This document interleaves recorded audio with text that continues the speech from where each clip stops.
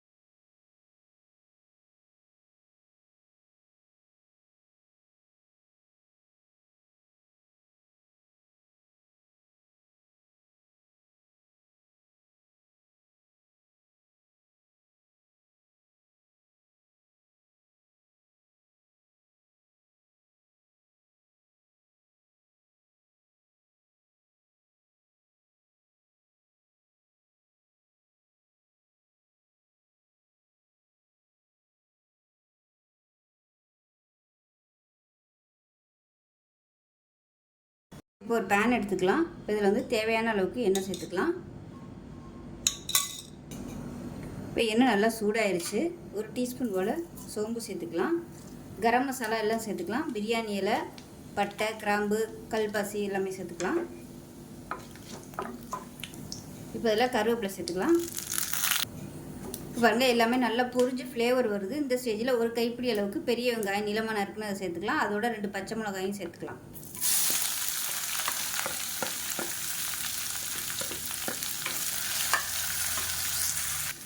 வெங்காயம் வதங்குறதுக்கு உப்பு சேர்த்துக்கலாம். இப்போ இதில் இஞ்சியும் பூண்டு நச்சு வச்சுருக்கேன். அதாவது 4 பல் பூண்டு, ஒரு 3 துண்டு இஞ்சி நச்சு வச்சுருக்கேன். இதை சேர்த்துக்கலாம். நான் இன்றைக்கி வந்து கரம் மசாலா போட்டு செய்கிறேன். இது வந்து வெறும் கடுகு, உளுந்து, கடலைப்பருப்பு போட்டு வெறும் பூண்டு மட்டும் போட்டு கூட நீங்கள் செய்யலாம். ஸோ 2 விதத்துலேயும் செய்யலாம், நல்லாயிருக்கும் அது.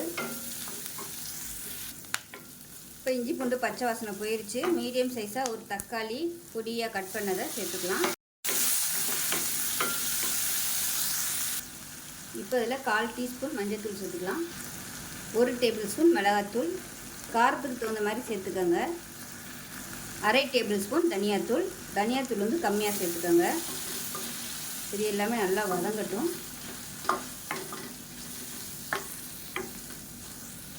மசாலா சேர்த்து நல்லா வதக்கியாச்சு. இதில் கொஞ்சமாக தண்ணி சேர்த்துக்கலாம். ஆனால் தக்காளி வந்து நல்லா வெந்து மசிஞ்சு வரணும், அதுக்காக மட்டும் தண்ணி சேர்த்துக்கோங்க. அடுப்பு நல்லா குறைச்சி வச்சுக்கணும். தக்காளி ஓரளவுக்கு நல்லா மசிஞ்சு வந்துருச்சு. இந்த ஸ்டேஜில் தேங்காய் கசகசா அரைச்சது வந்து ஒரு 3 டேபிள் ஸ்பூன் சேர்த்துக்கலாம். இது வந்து நீங்கள் பாலை எடுத்து சேர்க்குறதுனாலும் சேர்த்துக்கலாம். நான் வந்து அப்படியே அரைச்சிட்டு சேர்த்துருக்கேன், நைஸாக அரைச்சிட்டு. இப்போ இதையும் கலந்து விட்டுட்டு சிம்மில் விட்டுடலாம். அப்படியே நல்லா எண்ணெய் தெளிஞ்சு வரணும். தேவைப்பட்டால் கொஞ்சமாக தண்ணி சேர்த்துக்கலாம். தண்ணி சேர்த்துட்டு நல்லா கொதிக்க விட்டுக்கோங்க, எண்ணெய் பிரிஞ்சு வரட்டும். இப்போ பாருங்கள், ஓரளவுக்கு நல்லா வெந்து லைட்டாக எண்ணெய் பிரிய ஆரம்பிக்குது. இந்த ஸ்டேஜில் உப்பு பத்தலை, அதனால் கொஞ்சமாக நான் வந்து உப்பு சேர்த்துக்கிறேன். உருளைக்கிழங்கு வேக வைக்கையில் உப்பு சேர்த்துக்கோங்க. அப்படி உப்பு சேர்க்கலைன்னா இந்த கிரேவியில் கொஞ்சம் உப்பு சேர்த்துக்கோங்க. கொஞ்சமாக இதில் உப்பு சேர்த்தா போதும். நான் உருளைக்கிழங்கு வேக வைக்கல உப்பு போடலை, அதனால் இதில் வந்து கொஞ்சம் உப்பு அதிகமாக போட்டிருக்கேன். இப்போ பார்த்திங்கன்னா ஒரு 1/4 கிலோ அளவுக்கு உருளைக்கிழங்கு வேக விட்டு எடுத்து வச்சுருக்கேன். நல்லா சாஃப்டாக வேக விட்டு எடுத்துக்கோங்க, அப்போ தான் இந்த கிரேவிக்கு நல்லாயிருக்கும். இப்போ நல்லா கலந்து விட்டுட்டு அடுப்பு நல்லா சிம்மில் விட்டுறலாம். கொஞ்சம் நேரத்துக்கு அப்படியே சிம்மில் இருக்கட்டும், அப்போ தான் அந்த மசாலா எல்லாமே நல்லா உருளைக்கிழங்குல இறங்கும். இப்போவே நல்ல ஃப்ளேவராக இருக்குது. இப்போ பாருங்கள், உருளைக்கிழங்கு மசாலா வறுவல் சூப்பராக ரெடி ஆயிடுச்சு. மேலாப்பில் கொத்தமல்லியை சேர்த்துட்டு நல்லா கலந்து விட்டுடலாம். அவ்வளோதான், கல்யாணம் விட்டு உருளைக்கிழங்கு மசாலா ரெடி ஆயிடுச்சு. சூப்பராக இருக்கும். ரசம் சாதம், சாம்பார் சாதம், தயிர் சாதத்துக்கெலாம் இது மாதிரி தொட்டு சாப்பிட்டிங்கன்னா அருமையாக இருக்கும். ஸோ இந்த வீடியோ பிடிச்சிச்சுன்னா லைக் பண்ணுங்கள், கமெண்ட் பண்ணுங்கள், சேனலை சப்ஸ்கிரைப் பண்ணுங்கள், பக்கத்தில் பெல் பட்டனை ப்ரெஸ் பண்ணுங்கள். நன்றி. பேன் சூடானதும் மெஷரிங் கப்பில் 1/2 கப் அளவுக்கு முருங்கைக்கீரை வந்து நல்லா கழுவிட்டு எடுத்து வச்சுக்கோங்க, தண்ணி இல்லாமல். இப்போ இது வந்து நல்லா வறுத்துக்கலாம். நல்லா முறுமுறுன்னு வர அளவுக்கு வறுத்து எடுத்துக்கலாம். இப்போ பார்த்தீங்கன்னா முருங்கைக்கீரை லேசாக வதங்க ஆரம்பிச்சிருச்சு. இப்போ இதில் வந்து ஒரு 2 சொட்டுக்கு எண்ணெய் விட்டுக்கலாம். எண்ணெய் விட்டுட்டு நல்லா முறுமுறுன்னு வறுத்துக்கலாம். இப்போ முருங்கைக்கீரை நல்லா மொறுமொறுன்னு வந்துருச்சு. இப்போ பாருங்கள் எந்த அளவுக்கு சுருங்கிருச்சுன்னா இதை வேறு பிளேட்டுக்கு மாற்றிக்கலாம். இப்போ அதே கடாயில் 1/2 டேபிள் ஸ்பூன் உளுந்து சேர்த்துக்கலாம், 1/2 டேபிள் ஸ்பூன் பாசிப்பருப்பு, 1/2 டேபிள் ஸ்பூன் சீரகம். இப்போ இது எல்லாத்தையுமே நல்லா வறுத்துக்கலாம். இது கூடவே 6 வரமிளகா சேர்த்துக்கலாம். காரத்துக்கு தகுந்த மாதிரி சேர்த்துக்கோங்க. நான் வந்து ஒரு 6 சேர்த்துருக்கேன். இது எல்லாமே நல்லா வறுத்துக்கலாம். இப்போ எல்லாமே வறுபட்டுருச்சு. இதில் 1/2 டேபிள் ஸ்பூன் வெள்ளை எள்ளு சேர்த்துக்கலாம். இதை கடைசியாக போட்டுக்கலாம். இப்போ இந்த எள்ளு வந்து வெடிக்க ஆரம்பிக்கும். இந்த ஸ்டேஜில் வந்து நம்ம எடுத்துக்கலாம். பாருங்கள், எள்ளு வெடிக்க ஆரம்பிச்சிருச்சு. வேறு பிளேட்டுக்கு மாற்றிக்கலாம். இப்போ இது மிக்ஸி ஜாரில் சேர்த்துருக்கேன். இது ஆறட்டும். ஆறுனதுக்கப்புறம் நல்லா நைஸாக அரைச்சிக்கலாம். இப்போ பார்த்திங்கன்னா ஒரு கடாயில் தண்ணி ஊற்றி வச்சுருக்கேன். இப்போ தண்ணி வந்து நல்லா கொதிக்க ஆரம்பிச்சிருச்சு. இப்போ இதில் வந்து நம்ம உருளைக்கிழங்கை வேக விட்டு எடுத்துக்கலாம். அதாவது ரொம்ப வேக்காடு வந்து கொடுக்கக்கூடாது. லைட்டாக அந்த உருளைக்கிழங்கு போட்டு 1 நிமிஷம் மட்டும் அந்த சூட்லேயே வந்து உருளைக்கிழங்கு இருந்தால் போதும். அதிலே வந்து ஒரு 1/2 வேக்காடு வெந்துடும். அதுக்கப்புறம் நம்ம பொடியெல்லாம் போட்டு வறுக்கையில் மீதி வந்து வெந்துடும். அதனால் ரொம்ப கொலைய விட்டுறக்கூடாது, ரொம்ப முக்கியம். இப்போ இந்த உருளைக்கிழங்கு வேக வைக்கிறதுக்கு உப்பு சேர்த்துக்கலாம். இப்போ பாருங்கள், கொதிக்க ஆரம்பித்து 1 நிமிஷம் ஆயிடுச்சு. இந்த அளவுக்கு இருந்தால் போதும். இப்போ இதை வந்து வடித்து எடுத்துக்கலாம். இப்போ ஒரு கடாய் எடுத்துக்கலாம். கடாயில் வந்து எண்ணெய் சேர்த்துக்கலாம். உருளைக்கிழங்கு வந்து நல்லா ரோஸ்ட் பண்ணணும், அதனால் எண்ணெய் கொஞ்சம் கூடுதலாகவே சேர்த்துக்கலாம். எண்ணெய் சூடானதும் 1 டீஸ்பூன் போல் கடுகு சேர்த்துக்கலாம், 1 டீஸ்பூன் சோம்பு சேர்த்துக்கலாம், கருவேப்பிலை சேர்த்துக்கலாம். ஒரு 3 பல் பூண்டு நச்சு வச்சுருக்கேன், அதையும் சேர்த்துக்கலாம்.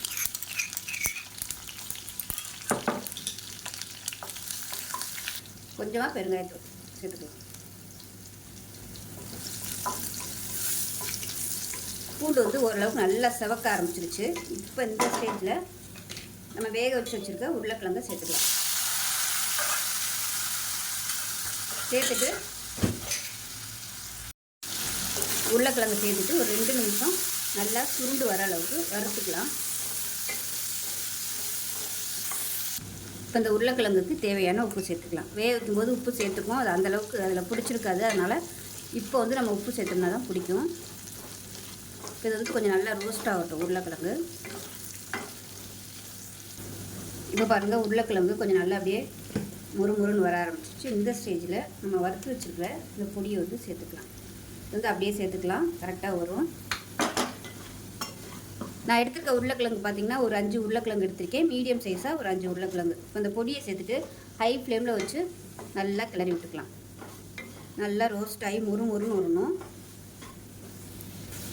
இப்போ இதில் வந்து எக்ஸ்ட்ரா மிளகாத்தூள் வந்து நான் கொஞ்சமாக சேர்த்துக்கிறேன். நல்லா காரமாக இருக்கணுங்கிறதுக்காக நான் வந்து சேர்த்துருக்கேன். உங்களுக்கு விருப்பப்பட்டால் நீங்கள் சேர்த்துக்கோங்க. ஒரு 2 நிமிஷம் நல்லா ஹை ஃப்ளேமில் பரட்டி விட்டுட்டு அடுப்பு நல்லா குறைச்சி வச்சுட்டு அப்பப்போ நல்லா கிளறி விட்டு நல்லா ரோஸ்ட் ஆகி வர அளவுக்கு கிளறி விட்டுக்கலாம்.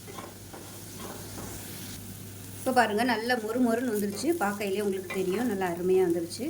அவ்வளோதான். உப்பெல்லாம் செக் பண்ணி பார்த்துட்டு பத்தலைன்னா உப்பு போட்டு கிளறிக்கோங்க. எனக்கு எல்லாமே கரெக்டாக இருக்குது. சாம்பார் சாதம், ரசம் சாதம், தயிர் சாதத்துக்கெலாம் சூப்பராக இருக்கும். இது மாதிரி செஞ்சு பாருங்கள். செஞ்சு பார்த்துட்டு எப்படி இருந்துச்சுங்கிறத சொல்லுங்கள். வீடியோ பிடிச்சிச்சுன்னா லைக் பண்ணுங்கள், கமெண்ட் பண்ணுங்கள், சேனலை சப்ஸ்கிரைப் பண்ணுங்கள், பக்கத்தில் பெல் பட்டனை ப்ரெஸ் பண்ணுங்கள். நன்றி. வறுவல் எப்படி செய்யலாங்கிறத பார்க்கலாம். இப்போ ஒரு மிக்ஸி ஜார் எடுத்துக்கலாம். இதில் வந்து 20 சின்ன வெங்காயம் சேர்த்துக்கலாம். இப்போ இதில் 15 வரமிளகா சேர்த்துக்கலாம். இது வந்து சின்னதாக இருக்கிறதுனால 15 எடுத்திருக்கேன். பெருசாக இருந்தால் நீங்கள் 10 எடுத்திங்கன்னா போதும். காரத்துக்கு தகுந்த மாதிரி சேர்த்துக்கோங்க. இப்போ இதில் 1 டேபிள் ஸ்பூன் அளவுக்கு சோம்பு சேர்த்துக்கலாம். 1 கைப்பிடி அளவுக்கு கருவேப்பிலை சேர்த்துக்கலாம். இப்போ இது வந்து நல்லா அரைச்சிட்டு வந்துடலாம். இந்த அளவுக்கு அரைச்சிக்கோங்க. இப்போ ஒரு குக்கர் எடுத்துக்கலாம். இப்போ தேவையான அளவுக்கு எண்ணெய் விட்டுக்கலாம். நான் வந்து கடலை எண்ணெய் சேர்த்துருக்கேன். எண்ணெய் நல்லா காஞ்சிடுச்சு. சோம்பு 1 டீஸ்பூன் சேர்த்துக்கலாம். கருவேப்பிலையில் சேர்த்துக்கலாம். இப்போ க்ளீன் பண்ணி வச்சுருக்க சிக்கனை சேர்த்துக்கலாம். நான் வந்து இன்றைக்கி 3/4 கிலோ அளவுக்கு சிக்கன் எடுத்துருக்கேன். நான் இன்றைக்கி 3/4 கிலோ அளவுக்கு சிக்கன் எடுத்திருக்கேன். இப்போ இந்த சிக்கனை வந்து நல்லா பரட்டி விட்டுக்கலாம். ஒரு 2 நிமிஷம் நல்லா பரட்டி விட்டுட்டு உப்பு சேர்த்துக்கலாம். அதில் 1 டேபிள் ஸ்பூன் அளவுக்கு கல் உப்பு சேர்த்துக்கலாம். இப்போ இது கூடவே இஞ்சி பூண்டு பேஸ்ட் அரைச்சி வச்சுருக்கதை சேர்த்து நல்லா வதக்கி விட்டுக்கலாம்.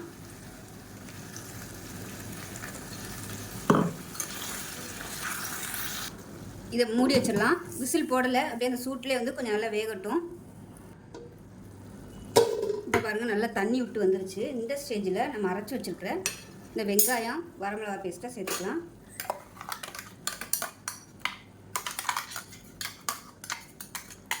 சேர்த்துட்டு நல்லா பரட்டி விட்டுக்கலாம். இப்போ இதில் நான் 1 டேபிள் ஸ்பூன் அளவுக்கு மிளகாத்தூள் சேர்த்துக்கிறேன். இந்த மிளகாத்தூள் வந்து காரம் கம்மியாக தான் இருக்கும், அதனால் 1 டேபிள் ஸ்பூன் சேர்த்துருக்கேன். நல்ல காரசாரமான மிளகாத்தூளாக இருந்தால் நீங்கள் 1/2 டேபிள் ஸ்பூன் அளவுக்கு சேர்த்துக்கோங்க.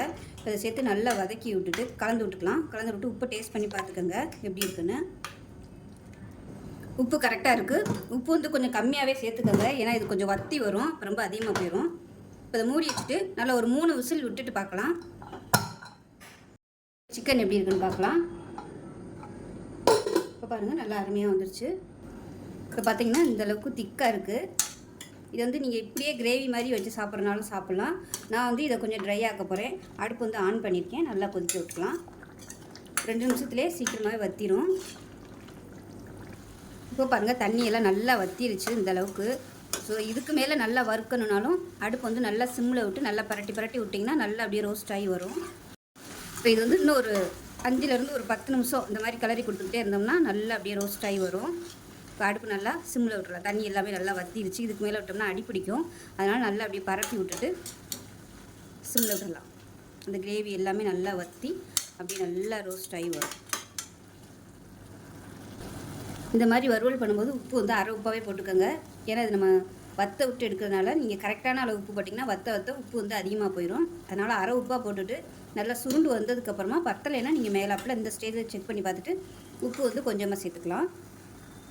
இப்போ பாருங்கள் நல்லா அந்த மசாலா எல்லாமே நல்லா பிறண்டு வந்துருச்சு பாருங்கள். இந்த ஸ்டேஜ் வரைக்கும் நல்லா நம்ம வறுத்து எடுத்துக்கணும். மேலாப்பில் கொத்தமல்லியில் சேர்த்துட்டு அமர்த்திடலாம்.